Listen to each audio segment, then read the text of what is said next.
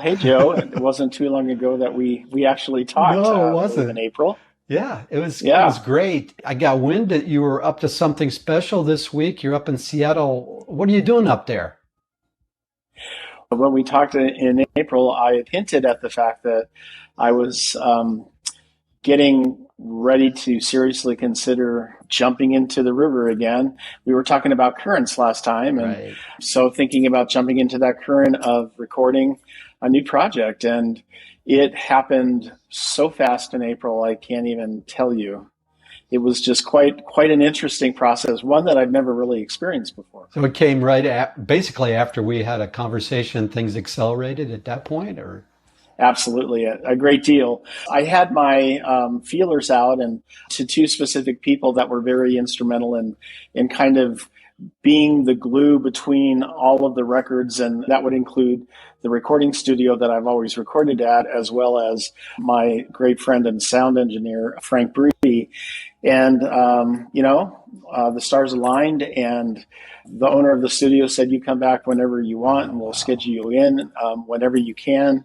And my friend Frank just said, "I'll do whatever you want to do another record with you." So, with that in mind, and not having an idea about how much it was going to cost or anything, I just trusted the fact that this really needed to happen for me. The album is The View from Here, and obviously you think of landscape, but there's a metaphor there because as an aging gentleman of 62, we talked about my albums, The Key, Yeah. and other albums that have kind of an allegory or an archetypal journey in them.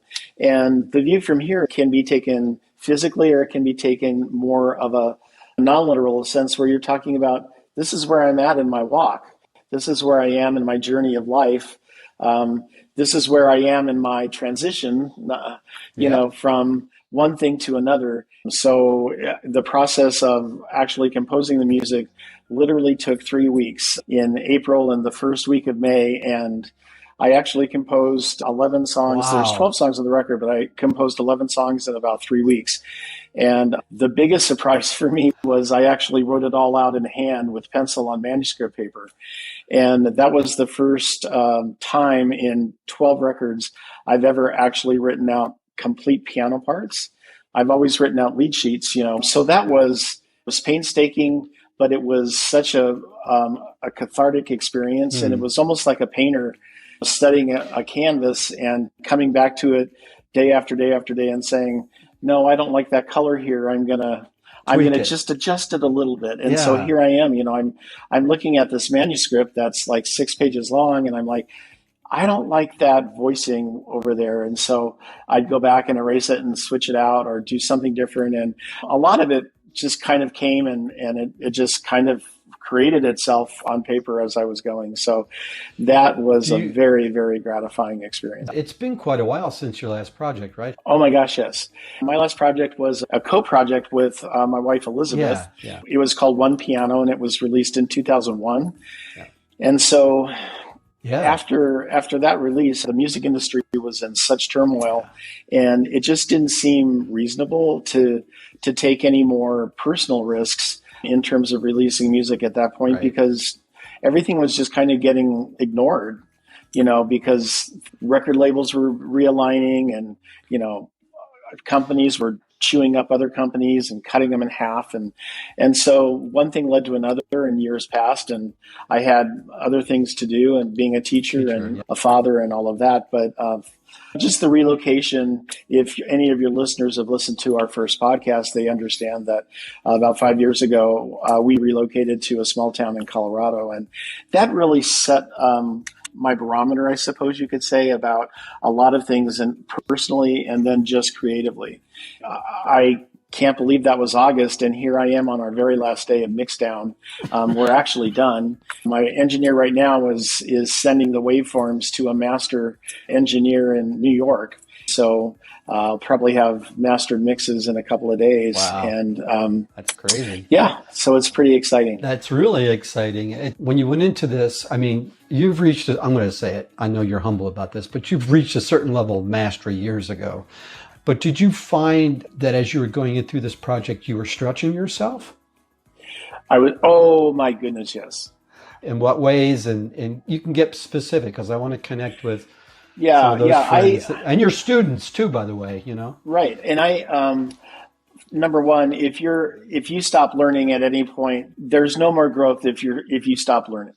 Whether it's your craft, like my composing or my piano playing, or whether it's anything in your life, if you stop being open to being learned and you start creating a fixed mindset, you are never going to grow any past that moment.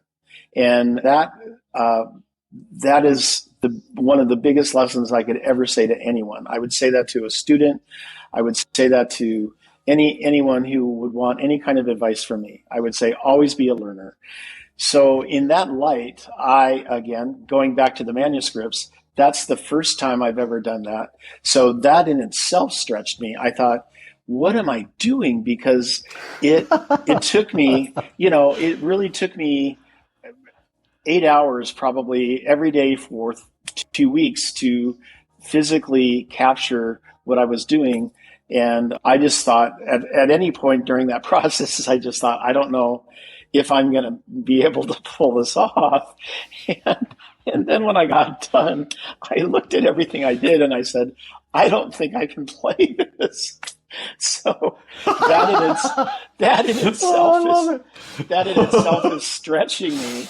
And then, of course, I spent the next 6 months trying to play what I had written. And there's so many technical things that I have never taken those kinds of risks in a solo piano album to do.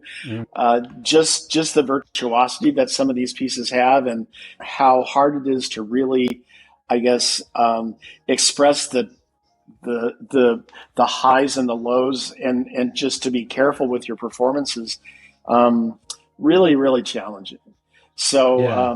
Well, that's amazing. Yeah. And you didn't back down from it either. No. I think I'll get the eraser out and take some of those notes out. I was too committed. There was no way I was not going to make this happen. Some of these takes, my poor engineer, he's like, okay, 43, take 43. So, but that didn't happen too often. But it's a real interesting experience to get back on a horse after 20 years. And I can't wait to hear it. I can't wait to hear it. Thank you. Well, it really, really is, I think, magical. And it's an experience from beginning to end.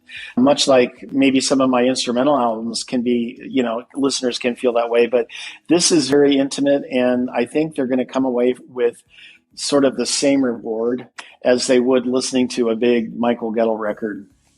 So it's solo piano. It's solo putting piano. Anything else in the backgrounds, or there are a few surprises in the background, and a couple of third hands and that kind of thing. So, good. Yeah, for sure.